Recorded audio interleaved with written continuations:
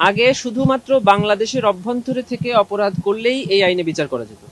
এখন যেটা করা যাবে সেটা হলো বাংলাদেশের অভ্যন্তরে থেকে অথবা বাংলাদেশের বাইরে যে কোনো টেরিটরিতে থেকে যদি বাংলাদেশের ক্রাইমস এগেইনস্ট হিউম্যানিটি বা জেনোসাইড করা হয় তাহলে তাকে বিচার করা যাবে।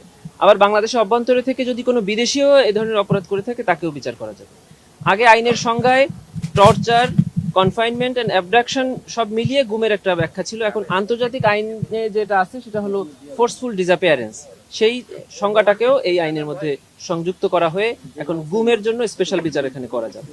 এবং আন্তর্জাতিক আইনের যে ব্যাখ্যা এই অপরাধের ব্যাপারে দেওয়া হয়েছে রোম স্ট্যাটিউটে স্পেশালি, সেটাকে এখানে অ্যাজ ইট ইজ ইনসার্ট করা হয়েছে।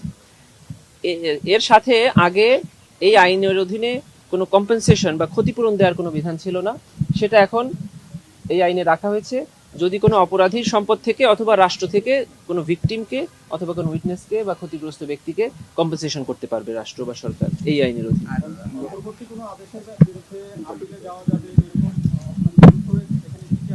সেখানে বলা আছে যে এই ট্রাইব্যুনালের অধীনে অন্তর্বর্তী কোনো আদেশ যেটা কন্টেম্পট অফ কোর্ট এখানে ছিল সেটার এগেইনস্টে অ্যাপিলেট ডিভিশনে অ্যাপিল করতে পারবে যে কোনো ক্ষতিগ্রস্ত ব্যক্তি। আইন শৃঙ্খলা বাহিনীর ব্যাপারে আগে ছিল যে কোনো আর্মড ফোর্সের এগেইনস্টে এখানে ট্রায়াল করা যাবে, কোনো member of the armed force.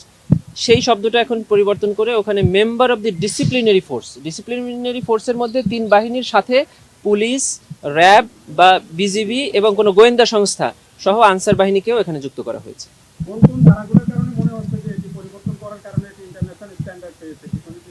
হ্যাঁ, সুনির্দিষ্টভাবে যদি বলতে চান তাহলে হলো সেকশন 3 সাবসেকশন 2 এবং সেকশন 4, সেকশন 12, সেকশন 17, সেকশন 20 এই ধারাগুলোকে মেইনলি বেশি পরিবর্তন করে সেকশন 12 এ ডিফেন্স কাউন্সিলের রাইটস দেওয়া হয়েছে, সেকশন 17 এ অ্যাকিউজডের রাইটস দেওয়া হয়েছে, সেকশন 9 এ প্রসিডিংস এর ব্যাপারে আগে আসামিদেরকে 3 সপ্তাহের সময় দেওয়া হতো ডিফেন্সকে প্রস্তুত করার জন্য, এখন সেখানে 6 সপ্তাহ সময় দেওয়া হয়েছে।